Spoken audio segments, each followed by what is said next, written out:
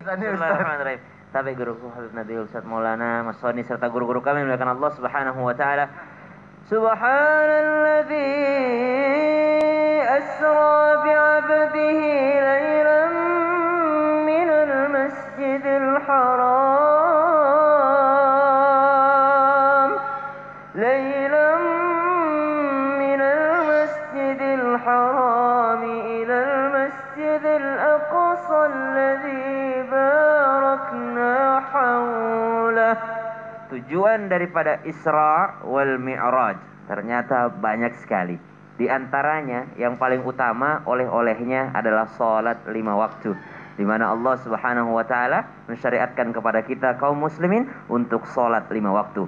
Dan kalau kita melihat tujuan-tujuan lain daripada Isra Mi'raj ini, ternyata dalam ayat ini disebutkan subhanalladzi asra bi'abdihi. Maha suci Allah yang memperjalankan hambanya.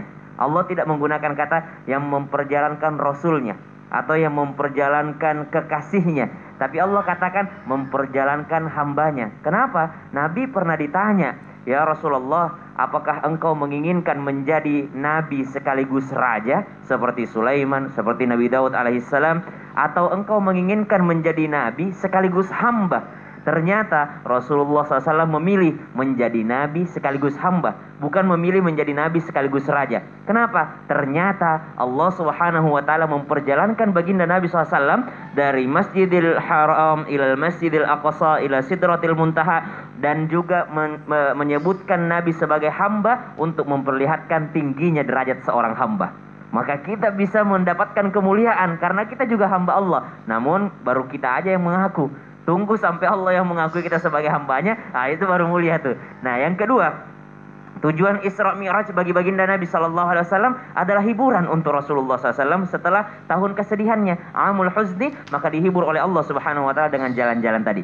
Yang ketiga adalah ujian dakwah Rasulullah SAW, ya, qulil haqq, sampaikanlah kebenaran walaupun itu adalah menyakitkan. Nabi kan pulang dari sana bukan serta-merta menikmati perjalanan ini. Ternyata ujian Nabi SAW sepulang daripada Isra Mi'raj itu makin besar. Orang yang awalnya beriman, banyak yang murtad. Mana mungkin orang perjalanan cuma sepertiga malam doang. Ini perjalanan ke Masjid Aqsa loh, malah sampai langit ke-7 lagi. Gak mungkin lah. Maka banyak yang murtad pada saat itu. Banyak juga yang semakin mengolok-olok baginda Nabi SAW. Tapi ada juga yang semakin beriman kepada Allah Subhanahu wa taala, beriman kepada baginda Nabi SAW. Maka ini juga mendidik atau memberikan pendidikan langsung dari Allah Subhanahu wa taala untuk baginda Nabi SAW, bahwasanya kebenaran tetaplah kebenaran meskipun akan dibenci oleh orang lain, meskipun akan tidak dipercayai oleh orang lain. Tapi ternyata Rasulullah memang orang yang terpercaya dari dulu.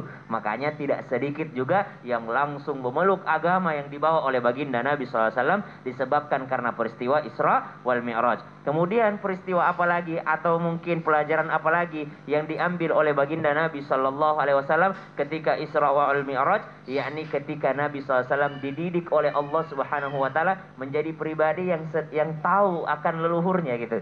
Tahu Nabi Adam, tahu Nabi Ibrahim. Kemudian pelajaran apa lagi? Pentingnya atau utamanya satu masjid yang namanya Masjidil Aqsa.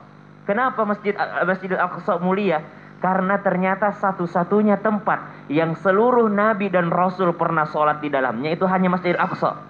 Masjidil Haram itu enggak semuanya pernah sholat di sana. Masjid Nabawi enggak semuanya pernah sholat di sana. Tapi Masjidil Aqsa, ketika Nabi datang masuk ke Masjid Aqsa, Nabi jalan kayak gini nih, enggak jalan lurus. Kenapa? Saking penuhnya masjid ini.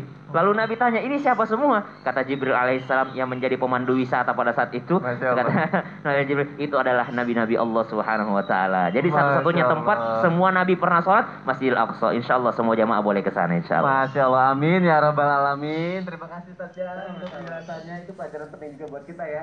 Selain sholat juga terdapat lagi